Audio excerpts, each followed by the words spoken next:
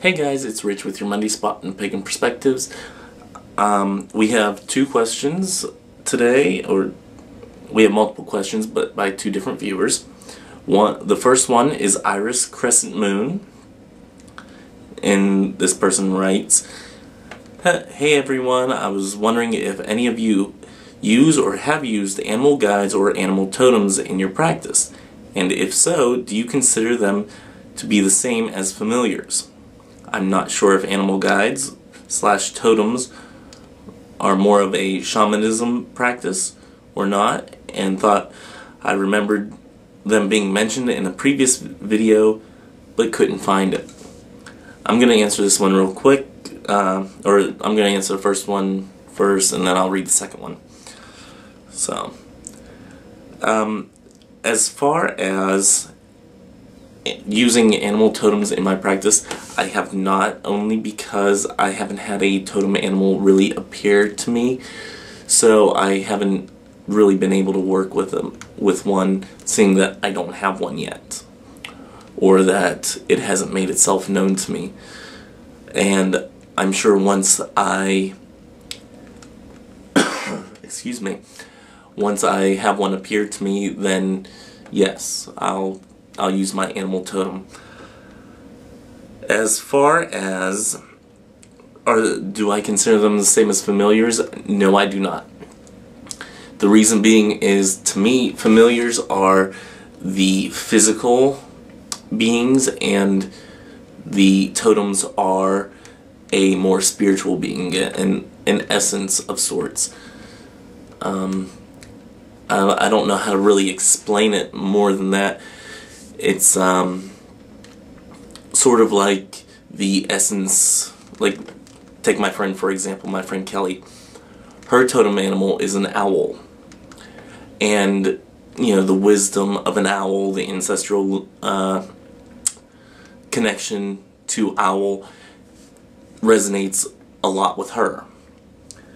So, you know, that would be the essence of an owl for her.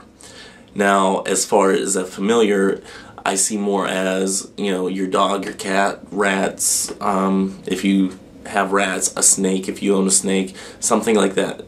An animal that will come into your circle and be part of your ritual.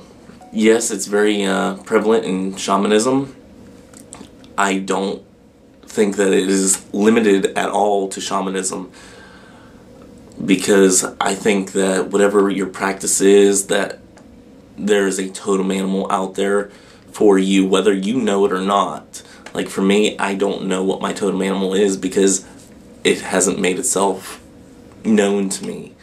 And once one makes itself known to me, then of course, then you have a totem animal. Also, totem animals can change throughout your lifetime, and so you may have owl as a totem animal for a few years until you don't have that anymore, and it might turn into something more of a dog or a deer or the praying mantis, something like that.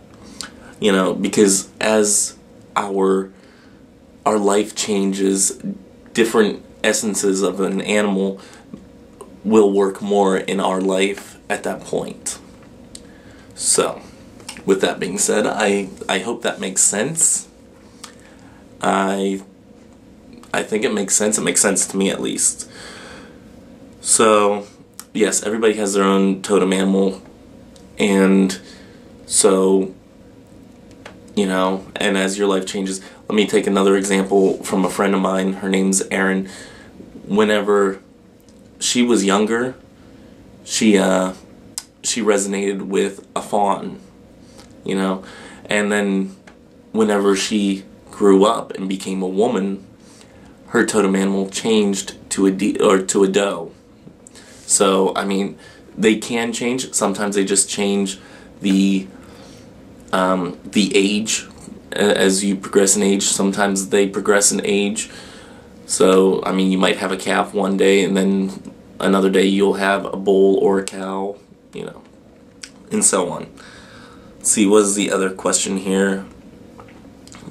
Crazy Girl 111 writes, my question is about familiars. What do you think happens to them after they pass on from this world? Do you believe that they guide us from the spirit world, or that maybe they reincarnate to join us again? Do you believe that we have multiple familiars in one lifetime? For me, I don't really believe in reincarnation. Ugh, excuse me, I just ate lunch, you know.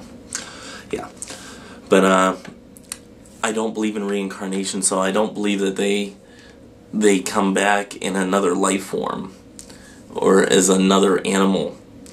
I mean, some people believe in reincarnation, and I don't see a problem that if you believe in reincarnation, I don't see a problem that, or a way that they couldn't come back. But for me personally, that's not part of my practice. So for that, I would have to say no. Is it possible that I'm wrong? Very much so. I'm wrong all the time, at least so people say. Let's see. What happens whenever they pass on from this world? And do you think they still guide us from the spirit world? Since I'm very in touch with spiritual energy, as far as like ancestral lineage and all of that aspect, I do believe that a dog or a cat or whatever animal that you have can very much be a guide throughout your life, you know, even though they no longer have life. I think that their spirit can be very much a part of your practice, and that they will continue to help and guide you. In fact, whenever that happens, your totem animal might change to that animal, or, you know, go to what that animal represented to you, if that makes any sense at all. It might not make any sense at all, and I'm just spewing sewage again. Do you believe that they guide us from the spirit world? Yes. Do you believe that we have multiple familiars in one lifetime? I believe it's very possible. I have never had a familiar, even though Coda is my, you know, my little baby boy, and he's a great dog and everything. I very rarely can get him into my altar room, because he just, while I'm doing incense or while I'm in my altar room, he very rarely comes in, you know, just to hang out and enjoy the energy. He would rather sit at the end of the hallway, and eventually on my personal channel I'm going to give a tour of my house, so you can better understand this if you tune into my personal channel. But he would rather sit down the hallway or down the steps from my altar room rather than come in and join me in ritual. So, yes, I think that you can have more than one familiar. Can you have more than one at a time? Which is a question I just came up with. I think that you could, because I think that there's, you know, many familiars out there, and I think the animal more chooses to be part of your practice than you choosing and saying, hey, you're going to be my familiar. It's really up to the animal, I believe. So, I hope that's been helpful. So, until next time, may your ancestors be with you. Bye-bye.